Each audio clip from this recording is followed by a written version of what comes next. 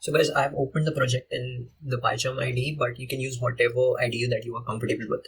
So let's get started. We have assets, basically all the images and videos that I have used, and you can use as an example, right? Then we have model. These two files are definitely needed. One of them is a Caffee model file because we are using a model that was given by the Caffee dataset, and the proto-text file. So proto-text file basically contains all the weights and parameters. The Caffee model contains all the layers, right? All the layers of the model. So these two files are needed to define a model in the DNN module that we'll be using to use this pre-trained model in our OpenCV, because OpenCV doesn't give us the functionality to train our own models, and it probably won't. It doesn't have any sort of idea about going in that direction. So what it did was, it has a DNN module which is used for basically DNN basically stands for deep neural networks, and this DNN module is used in OpenCV to basically use all the deep learning techniques in OpenCV while using all the pre-trained models or your models directly into it. So yeah, it is basically compatible with all the other frameworks like TensorFlow, Torch, and Caffee, right? But yeah, let's get down to it, and this time we'll see a model from Caffee for object detection. Here I have two files, img.py and video.py. So img.py is basically when you are using an image. So I have here 3 images and 2 videos. If you're using an image, I have directly created a image.py, and I've slightly modified it to create the video.py when you're using a video. So let's actually run this and see how this works.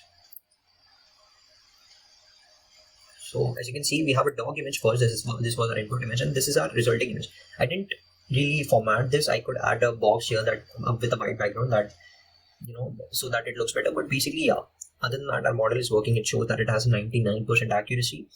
So this is basically a model working on an image.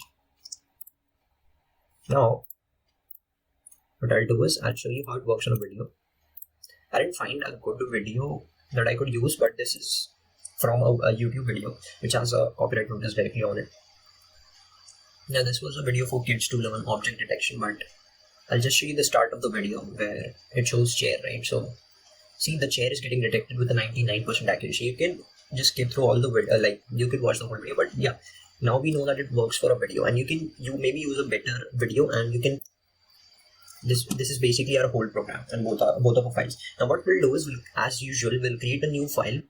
We'll create a new file called basics.py, and in that I'll try to explain the whole code line by line, and I'll create the program right from the start. So we'll create this image.py, the whole program right from the start. So let's get started. So this is the basic file where we'll start writing the code for the program from the very beginning. Alright. So first we'll read our image. For that, we'll import the CV2 library. After that, we'll create the image object using the CV2 imRead function. We'll pass in the image location. We'll use the first image.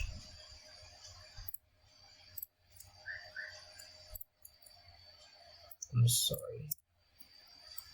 Directly write it as image1. Then we'll use the imShow function to show it.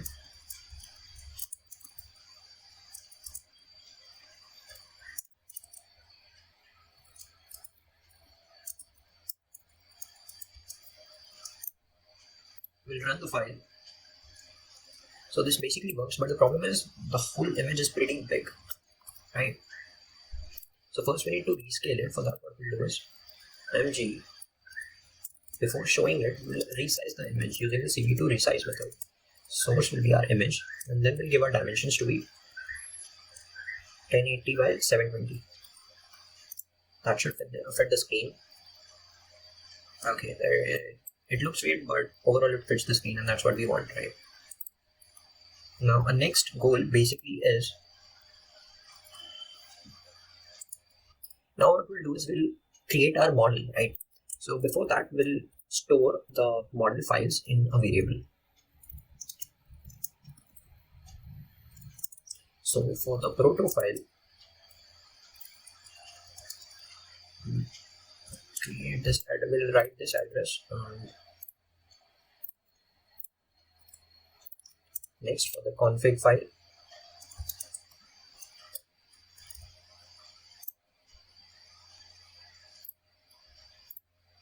we'll paste this address here. Now that we have both the file names, what we'll do is we'll use in the DNN module, we'll use the read from net method, read net from Caffee. So we'll create a net. Net basically is our model, and then read from Caffee. And as you can see, we have to pass the prototext file and the config file. So prototext, comma, config. So basically now our model is created, right? But now that we have to pass in our image to the model. But before passing the image, we need to change our image to meet the model requirements, because our model is trained on a set of images that have a certain requirement and their sizes are different, their scaling is different, right? So first we need to convert our image into the specific requirements. So first we need to know what are these requirements. For that, I already have that copied and pasted in my GitHub, so you can directly use those values, and each of those values are different for different models. So these are all the variables that you'll be needing for this model. On the class names that basically our model will predict, and the input shape. So this is the required shape of the input image, and mean and scale is basically we'll be using this mean and scale value to pre-process our image, right? So we'll be creating a blob using the cv.dnn blob from image method. In that we'll pass in our image. So our image is basically img. Then we'll pass in the scale factor. For that we have created the scale function, scale variable, right? So in the scale factor we'll provide the scale. After that, mean equals to, will provide the mean variable that we created. Then input shape, sorry, I'll check the arguments once again. Scale factor, and after that we have to write size and mean. Okay, scale factor. After that I'll write the size equals to input shape, then mean I've already given that, and then swap rb. So swap rb, so when I read this image, it was in BGR format because that's the default format for CV2. So swap rb, I'll write it as true,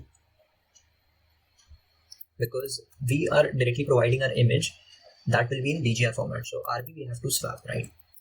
So these are all the factors, and this blob from image function basically is used to pre-process all our the image. And if you have multiple images, you can use blob from images function, and this blob will pass into our model. So what we'll do is we'll set this as an input, net.set input, and pass in our blob. So we'll write set input blob. Basically this will set this blob as the input to our model. Then we will use the forward method. So for any model you have created, forward method will give you the predictions, right? So preds equals to, net.forward, and what I'll do is I'll print the preds results that we got. So hey guys, that's it for this video, and thank you guys for watching this. The advice for today is blog writing. I'm not saying that you need to publish your daily routine or anything like that. What I mean by blog writing is basically any project that you do, any tutorial that you watch, just create a blog post out of it. Write the things you understood, write step by step how it works and the applications for it. Research it more, read other blog posts, and the more you do this, the more you will realize the number of core concepts that is involved in these basic concepts, what other people apply, what advanced techniques other people apply to this basic project to create it into like another whole set of advanced projects. Alright, so this is a very good habit to get yourself into, and especially so if you are in data science, because data science people have to regularly keep up to date with all the trends that are going on and all the documentation updates, right? So it's a pretty good habit to have and will improve your documentation skills. So definitely do this. If you have any doubts on like how to start or websites or which apps to use, then definitely message me on my socials. I have linked them in the description and here. So yeah, see you guys next time.